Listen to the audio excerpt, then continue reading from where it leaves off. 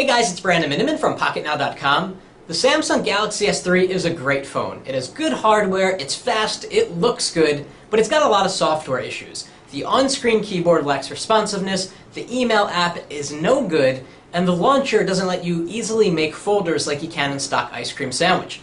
Fortunately, as with any Android device, you can root it and install a custom ROM fixing most of the software issues, if not all of them. So in this video, we're going to show you how to root the Samsung Galaxy S3, and then we're going to put a custom ROM on it, hopefully solving some of these issues. Let's get to it.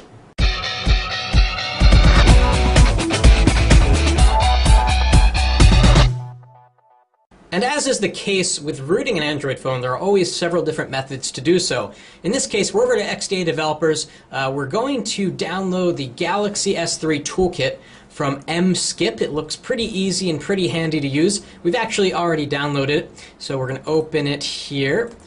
And it gives you a bunch of options, and the first thing you want to do is hit 1 so that you can install the Galaxy S3 drivers on your computer, which I've already done. And of course you want to have your Galaxy S3 connected with the USB cable.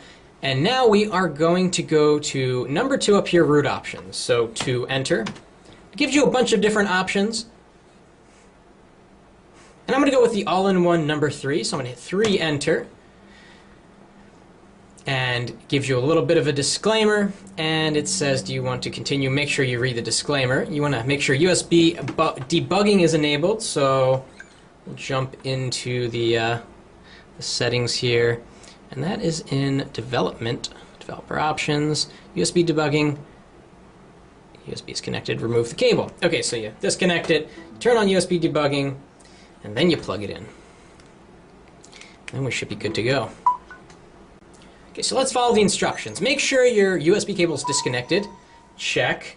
Got to keep the device off here. I'm in the background kind of pulling the battery out. Now put your phone into download mode by holding the home button and volume down buttons and press the power button for about 2 seconds. So we've got home button, down button over here, and power button. Sometimes this takes a little bit of coordination, so hold them down and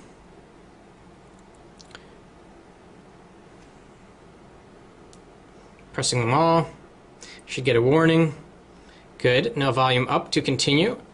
Good. Step 3, press volume up. I did that. 4, connect your phone via USB, and if you're using download mode on your phone, okay, it'll install the drivers, so let's plug her in. Good. And I got a little message in the bottom right corner that says everything's good, drivers were successfully installed. When asked, press any key to run the Odin Flash tools and move the window so the toolkit and order are side by side and follow the steps from the toolkit. Wants us to check off auto reboot and F reset time. Click on the PDA button in Odin and browse to the Samsung Galaxy S3 Toolkit folder. Open up the root folder. Okay, we're in the Samsung Galaxy S3 Toolkit folder. We're going to go to root. A little roll of the tongue there, and we want to hit this guy here.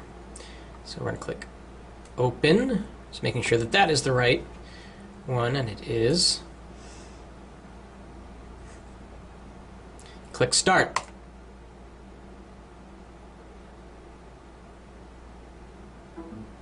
So 9, your phone will reboot. Yes, it seems to be rebooting over here. Exit Odin so the toolkit continue the root process. Alright, so we exited Odin as requested. Let's see if you haven't. Let's see. Waiting for USB debugging to be enabled. If you haven't done this already, go to Settings, Developer Options. Let's do a pop-up. And tick USB debug. Did that. Settings. ADBD is already running. Lots of sounds, lots of things. Congratulations, the root procedure is completed. Pushing BusyBox to your phone. Alright. Very good. Stuff is happening. Okay, now that I've got Clockwork Mod installed on the Galaxy S3, it's time to find a ROM and to send it over to the phone and to load it up. Now, of course, the Galaxy S3 is still a new device, so you're not going to find Cyanogen Mod 9. You're not going to find some stock ice cream sandwich ROMs yet. although in the very near future there should be some. So most of the ROMs are very much based on Samsung's firmware, so you're not going to get sort of a new email app and a tremendously different experience, but there are a lot of changes to be had. So I'm just going to pop this one on for demonstration purposes. It's an Omega ROM from Indy, and it's got a pretty cool list of features and changes, and so we'll see how that goes. I've already got that downloaded. Alright, so let's load the ROM, and of course we'll post links to get to all of these steps in the description and in the post on Pocket Now. So to enter the bootloader, we are going to volume up the home button and power. And we should see Clockwork Mod show up after a couple of seconds. There we are. And so what we're going to do here is wipe data and factory reset. You always want to do that when you're installing a new ROM. And we're deleting everything on the device. Of course, you also should probably back up, but I don't really care what's on here. We're also going to wipe cache partition before installing this ROM. And down here it says doing stuff. And now we are going to install zip from SD card, right? We're going to choose zip from internal SD card, because that's where I put the ROM. And we're going to click on Omega here, and yeah, let's install it. Goodbye, stock Samsung. And of course, you know, there's going to be a lot of really cool ROMs for the Galaxy S3 in the near future. And it's installing, and we've got some information here. So I'm going to click Next. And from here, you can remove bloatware. It's kind of a cool setup here with the wizard. So we're going to actually, let's see the other options we have here. This is kind of neat.